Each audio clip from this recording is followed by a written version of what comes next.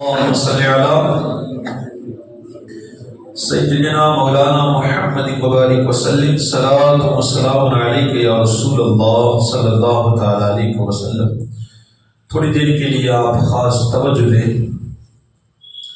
اللہ تبارک و تعالی قرآن پاک کے 30ویں پارے میں ارشاد فرماتا ہے، بڑی مشہور سورت پاک ہے سورہ تکاثر، اس کی پہلی دو آیتیں ہیں۔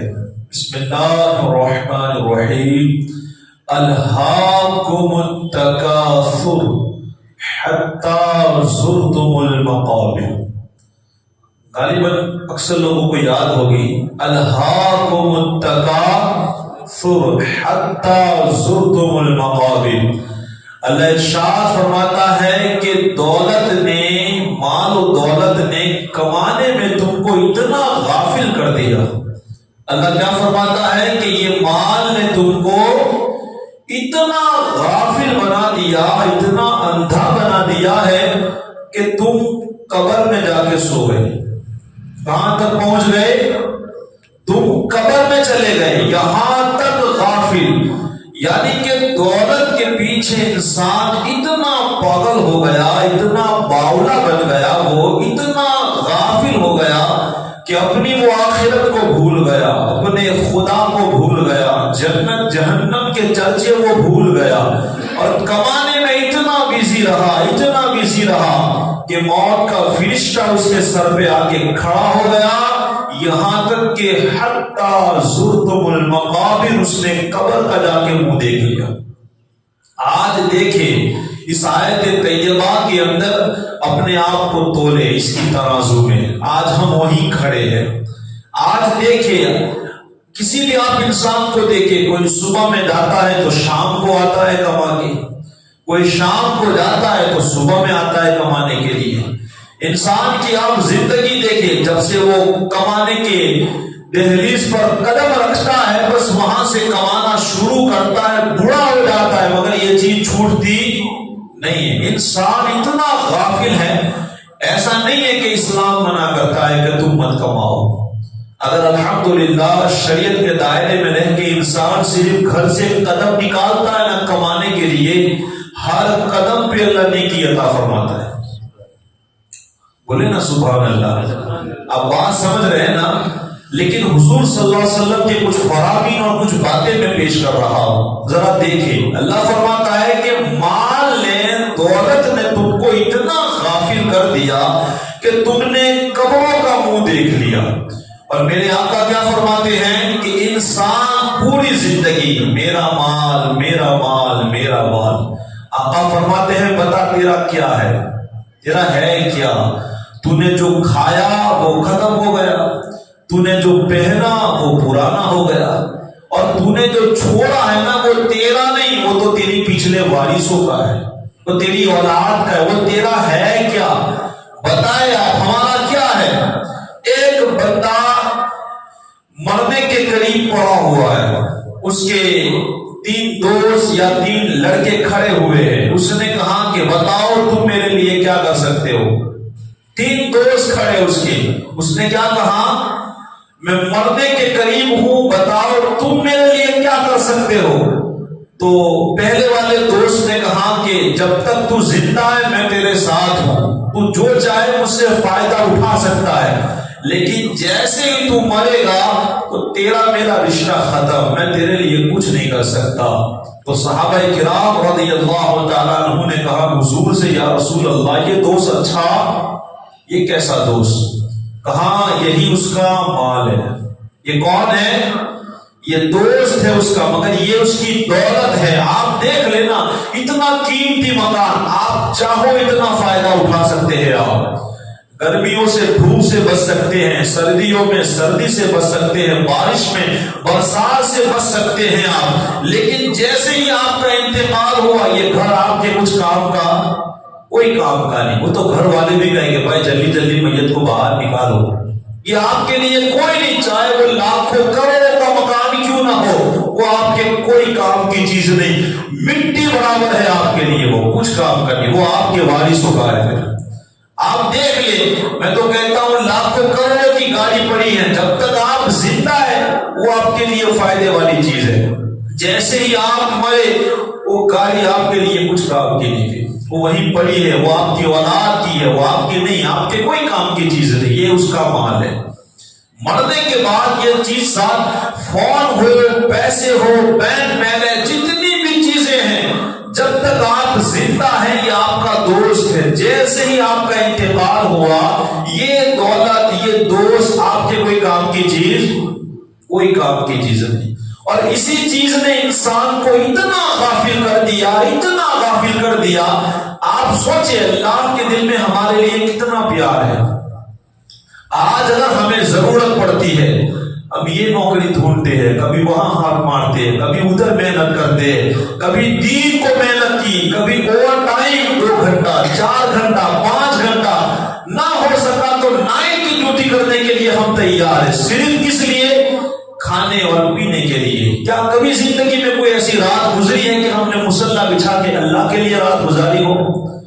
کیا کبھی کوئی نماز ہماری زندگی میں ایسی آئی ہے کہ نماز پڑھنے کے بعد ہم نے اوور ٹائم محنت کی ہو کہ چلو آج 1 گھنٹہ ہم درود پاک پڑھتے ہیں، 1 گھنٹہ ہم قرآن کریم پڑھتے ہیں، 1 گھنٹہ ہم اللہ کی راہ میں بیٹھتے ہیں تاکہ ہم اس سے محبت کرتے ہیں، اوور ٹائم اس کے لیے محنت کریں. سوچے آپ، کیا ہماری زندگی میں کبھی ایسا لمحہ آیا؟ دولت کمانے کے لیے تو ہم لاکھوں مثالیں دے سکتے، اتنے لمحے ہماری زندگی میں آئے، کبھی وہاں محنت کی، کبھی وہاں محنت کی دولت کے لیے. اور یہ وہ چیز ہے سانس ٹوٹتے ہی یہ آپ کا ساتھ چھوڑ کے چلی جائے گی، لیکن مرنے کے بعد حساب دینا ہے وہ الگ ہے، وہ ہم ہی کو دینا ہے، ہماری اولاد نہیں دینے والی ہے. ہماری دولت ہے تو اس کا حساب بھی ہمیں دینا ہے، اور اس میں بھی یاد رکھنا ہے اگر حرام کا کمایا ہے تو عذاب کے لیے تیار رہنا ہے.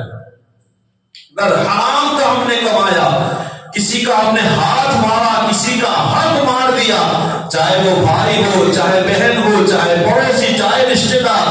آج دیکھیں نا اللہ کا کہاں خوف ہے. باپ داداؤں نے جو زمین بیچ دی ہے نا، مسجدوں میں دے دی، لوگوں کو دے دی، آج نام نکلتا ہے تو بندے کے دل میں کوئی خوف نہیں ہے، وہ ہماری ہے.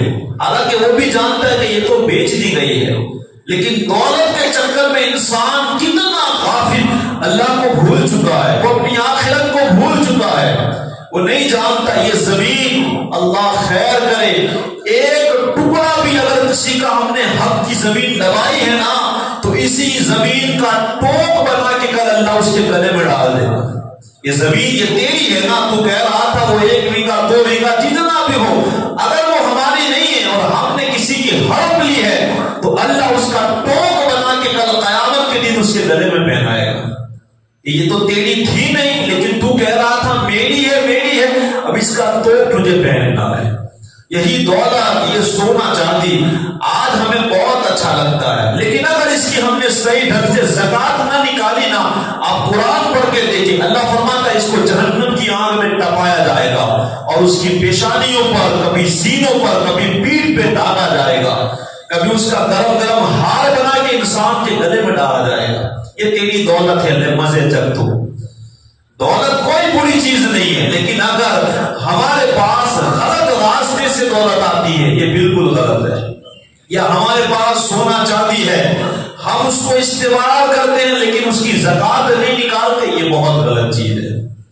اگر ہمارے پاس درجنوں کھیتیاں ہیں، ہم کھیتی باڑی کرتے ہیں، پاک کھاتے ہیں، الحمدللہ کوئی ناجائز کام نہیں، لیکن اسی کھیتی کی اگر ہم عشر نہ نکالے تو یہ پھر یہ غلط ہے.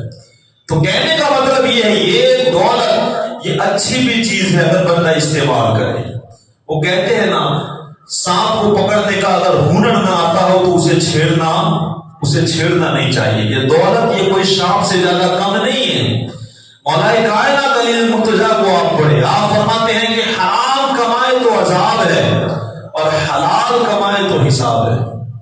اگر بندہ حرام کماتا ہے نا تو اس کو کوئی حساب نہیں دینا ہے، اس کے لیے صرف عذاب. لیکن بندہ اگر حلال کماتا ہے اب اللہ اس سے پوچھے گا کہ بتا یہ پیسے تم نے کہاں خرچ کیے. ہمیں اس کے لیے تیار رہنا ہے. جس دولت کے لیے آج رات دن بھاگتے ہیں نا، حشر کے میدان میں سوچیں گے کاش دولت کم کمائی ہوتی، تھوڑا بھوکے رہ لیے ہوتے، تھوڑے سستے کپڑے پہن لیے ہوتے تو اچھا رہتا، تھوڑے شوق کم رکھتے تو آج اچھا ہوتا. وہاں ہر کوئی سوچے گا میں کیا آپ کیا، اس کا حساب ہمیں دینا ہے. آج بچے ہوتے ہیں، کوئی پٹاخے لا کے دے دیتا ہے، کوئی پتنگیں لا کر دے دیتا ہے. حرام کاموں میں بچوں کے لیے آپ ہیلپ کرتے ہیں، اس کا حساب تمہیں دینا ہے. تیار رہیے گا، جیسے ہی مرے گے نا قبر میں بھی حساب ہے، آخرت میں بھی. وہ بچہ حساب نہیں دے گا، وہ تو ہماری ہی گریبان پکڑنے والا ہے کہ یا اللہ اس نے تو مجھے دلایا تھا. وہ ہمارا دوست نہیں، اس وقت ہمارا دشمن بن جائے گا، چاہے ہماری اولاد کا نہ ہو. اولاد کیا، ماں باپ کیا، دوست کیا، یہ تو آپ ہاتھ دیکھ رہے ہیں نا، یہ ہاتھ، یہ آنکھیں، یہ زبان اور یہ پاؤں، کل قیامت کے دن ہم دیکھ رہے کہ یہ بھی ہمارے نہیں ہیں. آج تو اتنا اچھا یہ دوست ہے ہاتھ، ہم باہر جاتے ہیں، کبھی ہوا ہے کہ ہاتھ یہ کہتا ہو کہ بھئی میں تو گھر میں آرام کر رہا ہوں تو جا، یا پاؤں نے کبھی کہا ہے کہ میں تو نہیں آتا. یہ اتنے بہترین ہمارے ساتھی ہے، لیکن کل قیامت کے دن اللہ اس زبان کو تالا لگا دے گا. یہ ہاتھ گواہی دے گا کہ ہم نے کیا کام کیا، یہ آنکھیں گواہی دے گی ہم نے کیا دیکھا ہے، یہ کان گواہی دے گی ہم نے کیا سنا ہے. تو یہ سب تو تب پتا چلے گا کہ یہ تو اللہ کے جاسوس ہے، ہمارا تو کوئی نہیں ہے اس دنیا کے اندر. تو ہم اپنی اولاد کے لیے کیوں گناہ والا کام کریں؟ اسکول نہ جانے پر جیسے ہم تھپڑ مار سکتے ہیں، غلط چیزیں مانگنے پر اسی طرح تھپڑ مار کے اسے سمجھاؤ تاکہ بچے کی اچھی خاصی تربیت ہو سکے.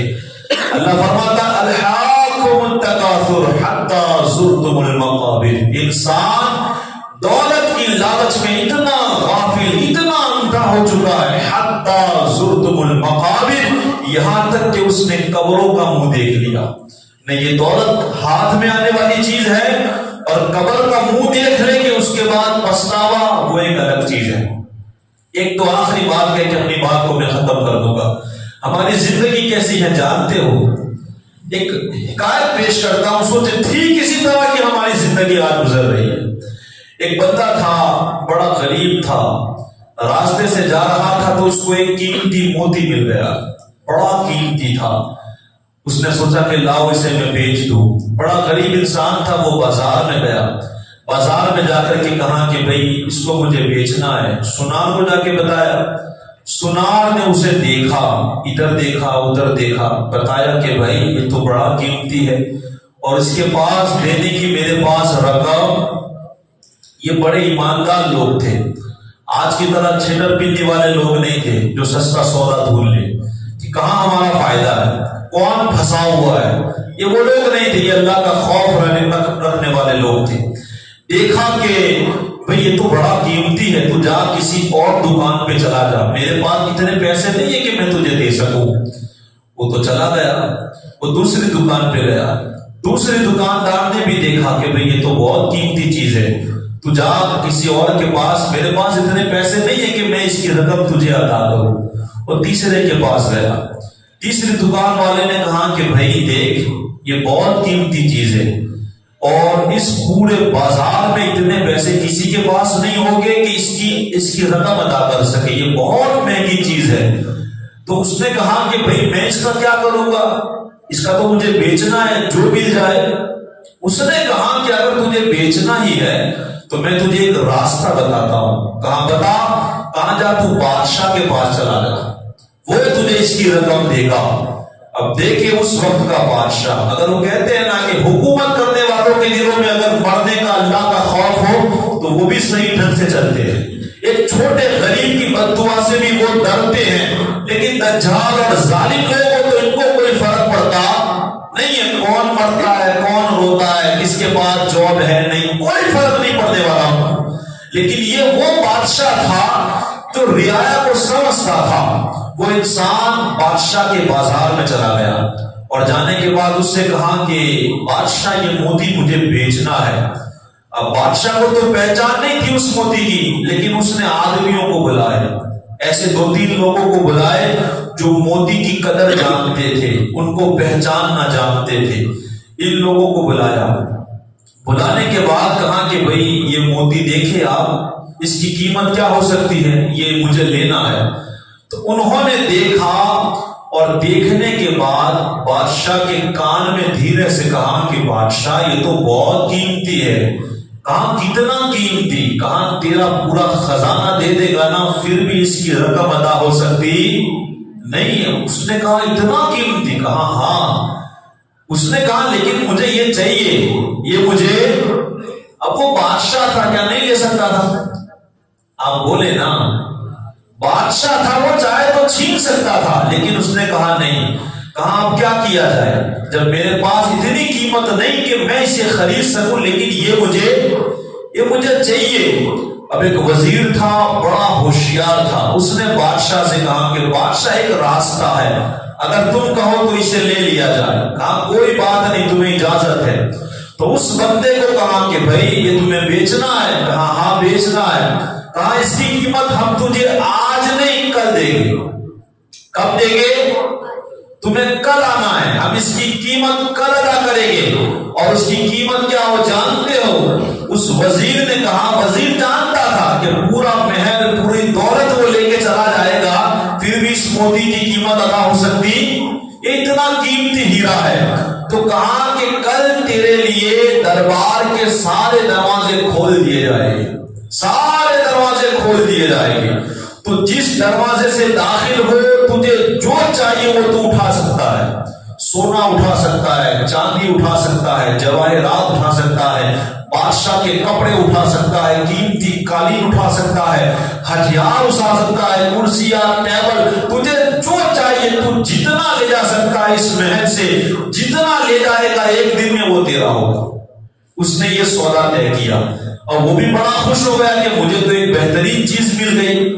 اس نے کہا ٹائم کیا ہے؟ کہا صبح سورج نکلنے کے بعد غروب ہونے تک ایک دن کا تجھے ٹائم دیا جاتا ہے، ایک دن میں تجھے جتنا چاہیے نا وہ تو اٹھا سکتا ہے۔ وہ تو بہت خوش ہو گیا، کہا میں اس سودے پہ راضی ہوں، یہ سودا مجھے منظور ہے، یہ موتی میں نے بیچ دیا۔ وہ کہتا ہے وہ تو خوشی کے مارے بڑا غریب تھا، اس نے سوچا کہ چلو کل سے میری لائف بدل جائے گی، میں امیر بن جاؤں گا، ایک بہترین زندگی گزاروں گا۔ رات بھر، صبح لوٹری پک چکی تھی، رات بھر اسے نیند نہیں آئی، کبھی ادھر کبھی ادھر کبھی ادھر، اسی سوچ میں کب صبح کا سورج نکلے اور میں بادشاہ کے دربار میں جاؤں، کب سورج نکلے، اسی فکر کے اندر رات گزر گئی، وہ سو نہیں پایا۔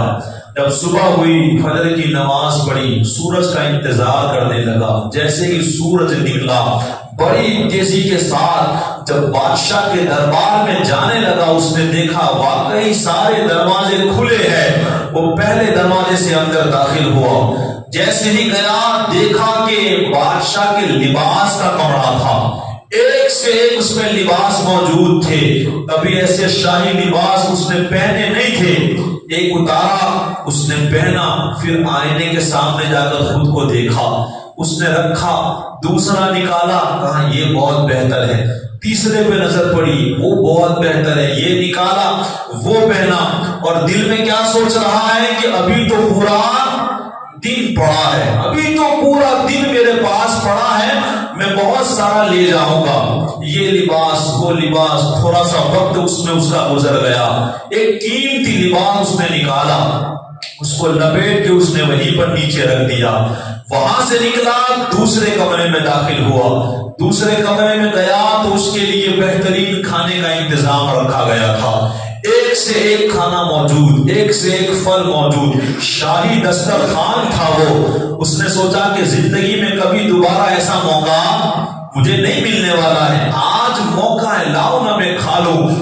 رات بھر کا بے چین تھا اور رات بھر کا وہ جگا ہوا تھا، پیٹ بھر کے شاہی کھانا تھا، پیٹ بھر کے اس نے کھایا۔ کھانے کے بعد اب جیسے ہی نکلا، تیسرے جب کمرے میں پہنچا، اس پر بستر لگا ہوا تھا، وہ بادشاہ کا کمرہ تھا جس میں وہ آرام کر رہا تھا۔ اب شاہی جب اس نے بسترا دیکھا، دل میں سوچا کہ زندگی بھر کبھی سونے کا موقع نہیں ملے گا، اور ابھی تو میرے پاس بہت سارا ٹائم ہے، لاؤ میں تھوڑا سو لیتا ہوں اور تھوڑا آرام کر، اس کے بعد نکل کے سونا چاندی بہت کچھ لے جاؤں گا۔ کہتے ہیں کہ رات بھر وہ جگا ہوا تھا اور پیٹ بھر کے اس نے کھانا کھا لیا تھا، جیسے ہی بسترے پر پڑا تو اسے نیند آئی، اور نیند آئی جب دیکھا کوئی دو بندے اسے اٹھا رہے ہیں، جھٹک کر کے جب اسے اٹھایا اس نے کہا کہ بھائی کیوں اٹھایا، کیوں سونے نہیں دیتے، آج تو میرا پورا دن ہے، مجھے وزیر نے اجازت دی ہے۔ ان دو سپاہیوں نے جھڑک کے کہا میاں اٹھ، سورج تو ڈوب چکا ہے، سورج ڈوب چکا ہے۔ وہ اتنا سویا، پورا دن رات بھر جگا ہوا تھا، پیٹ پر کھانا کھا لیا، نرم بسترا پڑا ہوا تھا۔ دو سپاہی ہاتھ پکڑ کر کے اسے دربار سے باہر نکال دیا۔ اب آپ سوچیں یہ بندہ چاہتا تو کیا نہیں لے سکتا تھا، وہ سونا لے سکتا تھا، وہ چاندی لے سکتا تھا، وہ جواہرات لے سکتا تھا، قیمتی قیمتی چیزیں لے کر کے وہ دربار سے باہر نکل سکتا تھا اور ایک اپنی لائف کو بہترین بنا سکتا تھا، ایک بہترین۔ لیکن وہ چند چیزوں میں ایسا الجھا کہ کوئی چیز اس کے ہاتھ نہ لگی۔ بس اس کی زندگی آج ہماری طرح ہے، ہماری زندگی ٹھیک اسی کی طرح ہے۔ ہمارے لیے اللہ نے جنت میں کیا تیار نہیں کیا ہے، وہاں سونا بھی مرد کے لیے جائز ہے، وہاں چاندی بھی مرد کے لیے جائز ہے، وہاں اللہ نے پاک شراب انسان کے لیے تیار کی ہے، وہاں اللہ نے نیک عورتیں انسان کے لیے تیار کی ہیں، وہاں پھل فروٹ تیار کیے ہیں، وہاں ایک سے ایک نعمتیں اللہ نے رکھی ہیں انسان کے لیے کہ انسان جب آئے گا اللہ ایک سے ایک اسے نعمت دے دے گا۔ مگر آج اس دنیا کے اندر ہماری زندگی آپ دیکھیں، کوئی دولت کی لالچ کے پیچھے پڑا ہوا ہے، کوئی دوستی کے پیچھے پڑا ہوا ہے، کوئی کسی کو نیچا دکھانے میں زندگی بسر کرنے لگا ہے، کوئی شادیوں میں خرافات کے پیچھے برباد ہو چکا ہے۔ آج ہم اتنے غافل ہو چکے ہیں، اتنے غافل کہ قدم قدم پر ہماری زندگی گناہوں میں گزر رہی ہے۔ لیکن جب ہمیں اس دنیا سے نکالا جائے گا، یاد رکھے اس وقت ہمیں یہ بات ضرور یاد آئے گی، کاش اس دنیا سے نمازوں کی نعمتیں ہم اٹھا کے لے کے جاتے، کاش قرآن کی تلاوت جیسی نیکی ہم ساتھ لے کر کے جاتے، کاش ماں باپ کی خدمت کی نیکی ساتھ لے کر کے چلے جاتے، کاش لوگوں کے ساتھ اچھا سلوک کر کے اور لوگوں کی مدد کرنے والی نیکی لے کر کے جاتے، کاش اپنی اولاد کو اچھا بنا کر کے ہم دنیا سے چلے جاتے، کاش زیادہ وقت مسجد میں گزار کے ہم دنیا سے چلے جاتے، کاش حضور کے منہ پہ کثرت سے درود پاک پڑھ کے ہم اس دنیا سے جاتے، یہ ساری نیکیاں اگر لے کر کے جاتے تو وہاں ہماری ایک بہترین زندگی گزرتی۔ لیکن میں کیا، آپ کیا، جب ملک الموت علیہ السلام ہمارے سر پہ آ کے کھڑے ہو جائے گے نا، اس وقت اس بندے کی طرح صرف پچھتانے کے علاوہ ہمارے ہاتھ کوئی چیز آنے والی کوئی نہیں ہے۔ آج ہم اتنے غافل ہیں موت کی لالچ میں۔ اللہ فرماتا ہے الہاکم التکاثر حتی زرتم المقابر، آج دولت نے تم کو اتنا غافل بنا دیا ہے، کمانے نے اتنا غافل کر دیا ہے، حتی زرتم المقابر، یہاں تک کہ تم نے قبروں کا منہ دیکھ لیا۔ اور یہی حال آج لوگوں کا ہے، انسان پیسوں کے پیچھے، بس اسی بات پہ اپنی بات کو میں ختم کر رہا ہوں، دو پیسے کم کمائے مگر اللہ نے جو چیزیں فرض کی ہیں نا اس پہ خاص دھیان دے۔ بھلے آپ کثرت سے درود نہ پڑھ سکے، بھلے آپ زیادہ نیکیاں نہ کر سکے، لیکن ایسے کام نہ کرے کہ ہمارے نام اعمال میں گناہ لکھے جائے، ایسے کام نہ کرے۔ چند چیزیں ایسی ہیں بس اس کو مضبوطی کے ساتھ پکڑ لے۔ 5 وقت کی نماز، آپ جاب پہ ہو کہ نہ ہو یہ ٹھان لے کہ بس ہمیں نماز نہیں چھوڑنی ہے، ہمیں وقت نہیں ملے گا ہم گھر جا کر بھی اس کی قضا کریں گے، لیکن نماز اب زندگی سے چھوڑ دے نہیں ہے، نماز کبھی نہ چھوڑے۔ اگر اللہ رمضان کا مہینہ ملا دے، بھلے آپ زیادہ قرآن نہ پڑھ سکے، بھلے آپ زیادہ درود نہ پڑھ سکے، لیکن روزہ یہ کبھی نہ چھوٹنا چاہیے، یہ فرض ہے ہمارے اوپر۔ 5 وقت کی نماز کبھی نہ چھوڑے، رمضان کا روزہ یہ کبھی نہ چھوڑے۔ اگر اللہ نے اتنی دولت دی ہے کہ آپ مالک نصاب بن چکے ہیں تو زکات یہ کبھی نہیں چھوٹنا چاہیے، کبھی نہیں۔ اور اگر اللہ نے کھیتی باڑی دی ہے تو عشر دینا یہ کبھی نہیں چھوٹنا چاہیے۔ ماں باپ ہیں تو ان کی بے ادبی نہ کرے، ایسا کام نہ کرے کہ ان کو تکلیف پہنچے۔ اولاد ہے تو ان کی اچھی تربیت کرے، ایسی زندگی نہ بنائے کہ ان کے لیے کل قیامت کے دن ہم پھنس جائے، اپنے پڑوسیوں کی تکلیفوں کو برداشت کرے لیکن ان کے ساتھ وہ برتاؤ کرے جو برتاؤ ہمیں حضور نے کرنے کو کہا ہے۔ ایسی باتیں جو ضروری ہیں بس انشاءاللہ اسے کرتے رہے، گناہوں سے دور رہے۔ اللہ کی رحمت سے امید ہے کہ انشاءاللہ اللہ اپنے فضل سے ہمیں جنت ضرور عطا فرمائے۔ یہ زندگی تو آج نہیں کل ختم ہو جائے گی، یہ تو صرف 50 60 70 سال ہے، اور اس کی بھی کوئی گارنٹی، اور اس میں بھی کتنے دکھ ہے، کتنے دکھ، کیا پوری زندگی اب تو دکھوں سے بھری ہوئی ہے۔